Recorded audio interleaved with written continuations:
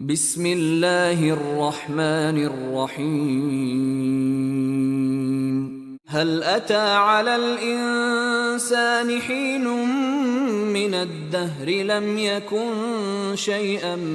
مذكورا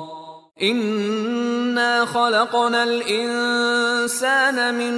نطفة أمشاج نبتليه فجعلناه سميعا بصيرا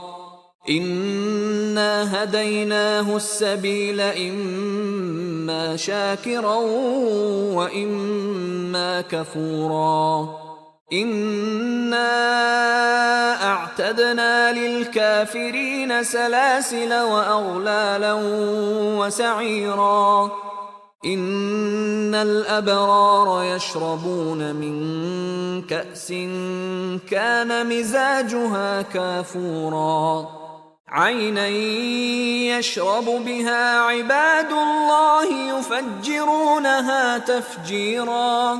يوفون بالنذر ويخافون يوما كان شره مستطيرا ويطعمون الطعام على حبه مسكينا ويتيما وأسيرا إنما نطعمكم لوجه الله لا نريد منكم جزاء ولا شكورا إنا نخاف من ربنا يوما عبوسا قمطريرا فوقاهم الله شر ذلك اليوم ولقاهم نضرة وسرورا وجزاهم بما صبروا جنة وحريرا متكئين فيها على الأرائك لا يرون فيها شمسا